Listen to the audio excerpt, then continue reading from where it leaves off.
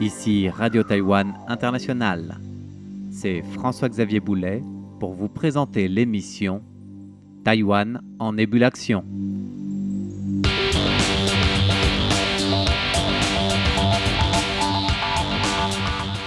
Aujourd'hui, nous allons nous intéresser à la toute première base éducative interactive au monde en chirurgie microscopique pour animaux de laboratoire.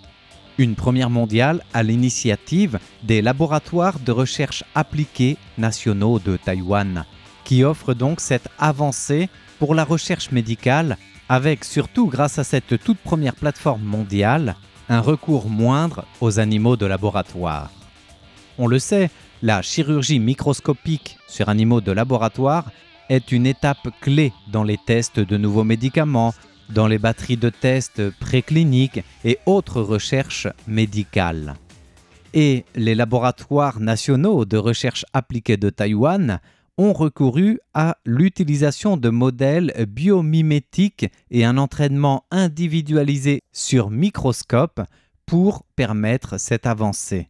Une formation qui permet d'améliorer le taux de survie post-opératoire des animaux après une opération d'occlusion vasculaire cérébrale, passant de moins de 80% à près de 100%. Et grâce à cette toute première plateforme, les laboratoires nationaux de recherche appliquée de Taïwan répondent à plusieurs problèmes qui étaient jusque-là importants. Nous le disions, le taux de survie post-opératoire limité des animaux de laboratoire dans la recherche ou la thérapie médicale, mais également une forte consommation d'animaux vivants dans la formation, avec ces cobayes de laboratoire. Et sans parler aussi du manque de solutions éducatives avancées et accessibles à distance. Alors l'objectif de cette innovation, de cette première taïwanaise, est quasi triple en fait. Tout d'abord, améliorer la formation. Ensuite, optimiser les résultats chirurgicaux. Et en même temps, et troisième point et non des moindres, réduire le recours aux animaux vivants. Cette innovation majeure propose tout d'abord une approche pédagogique révolutionnaire, puisque individualisée, personnalisée, et non plus en grand cours magistral. Imaginez le modèle, un étudiant, un microscope. Eh bien, c'est ce que propose cette innovation. Voilà pourquoi, dès l'introduction, nous parlions de formation individuelle interactive. Les avantages sont clairs, puisque chaque étudiant travaille ainsi sur un microscope dédié. Cela favorise un apprentissage actif et interactif, avec une possibilité de suivi en temps réel par l'enseignant, qui peut distiller conseils et corrections de manière instantanée. Le tout pour un système de formation et d'apprentissage hybride, puisqu'il peut se faire à la fois en présentiel ou en distance, voire même en streaming vidéo, du jamais vu. Pour cela, les chercheurs des laboratoires nationaux de recherche appliquée de Taïwan ont développé des outils biomimétiques pour cette formation en recourant à des modèles reproduisant la peau, les vaisseaux sanguins ou encore les cathéters, juste pour développer l'exemple des maladies, des simulations de pathologies telles que les AVC. L'idée par ces modèles, c'est bien sûr de permettre aux étudiants en formation de s'exercer avant d'opérer sur les animaux vivants. Et les résultats montrent qu'il y a une réduction drastique du nombre d'animaux sacrifiés, entre guillemets, durant la formation en laboratoire, en même temps qu'une acquisition de gestes chirurgicaux précis grâce à cette formation individuelle où chaque étudiant peut pratiquer concrètement, au lieu de d'abord observer simplement un professeur.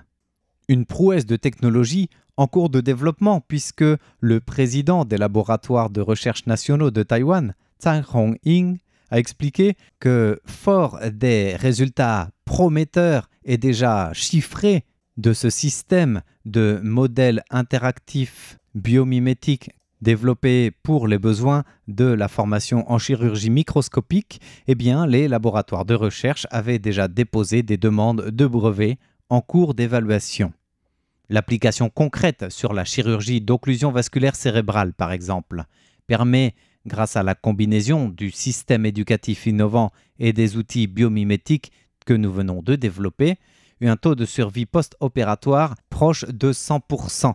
Et en plus, après l'opération, Les chercheurs des laboratoires nationaux ont noté une baisse très significative des risques de complications lors des tests laboratoires sur les animaux. D'ailleurs, en conférence de presse, le président des laboratoires nationaux de recherche appliquée, Tsai Rong-ying, a, non sans humour, comparé les résultats de cette approche avec la série médicale Dr X, qui met en avant la précision et l'efficacité du programme de formation. De son côté, la directrice du Centre des animaux des laboratoires de recherche appliquée, Qing Xianqing, a souligné que la formation traditionnelle en microchirurgie implique généralement un groupe d'étudiants qui observent un écran de microscopie autour d'un enseignant qui passe à la pratique. Alors qu'avec cette nouvelle base ou plateforme éducative interactive, le projet pilote a montré que ce modèle, un étudiant, un microscope, permet une formation pratique bien plus concrète sans recourir à plus d'animaux de laboratoire. Il y a donc d'une pierre deux coups une formation hybride avec 12 étudiants en présentiel à côté d'un formateur, plus ceux qui sont derrière leur écran à distance, voire en streaming vidéo, qui peuvent interagir également. Et l'autre volet, vous l'aurez compris, c'est bien sûr le bien-être animal. Car auparavant, avec la méthode traditionnelle de formation, il fallait de nombreux spécimens, cobayes, animaux de laboratoire pour la pratique. Et c'est justement pour remédier à cela que le Centre des animaux des laboratoires de recherche appliquée a participé de manière accrue au développement de ces fameux modèles biomimétiques qui sont le phare central de cette nouvelle base, de cette première mondiale. Autant d'outils qui permettent aux débutants de s'exercer à la manipulation avant de passer à des interventions sur de véritables animaux de laboratoire. Sachant qu'en termes de perspective et d'impact global, le Centre des animaux des laboratoires de recherche appliquée souhaite un engagement encore plus accru avec la mise en place d'un système de soins complet pour les animaux, en multipliant les systèmes avancés d'anesthésie et de surveillance, en renforçant les protocoles améliorés pour minimiser la souffrance animale et en insistant sur la prise en charge post-opératoire, y compris pour ces animaux de laboratoire. Et ce, déjà dans la phase éducative, donc de formation des étudiants. Durant les 6 mois pilotes de ce projet, des professeurs, étudiants et vétérinaires des États-Unis et de Corée du Sud se sont joints aux équipes taïwanaises pour suivre ces cours de formation relatifs au modèle biomimétique.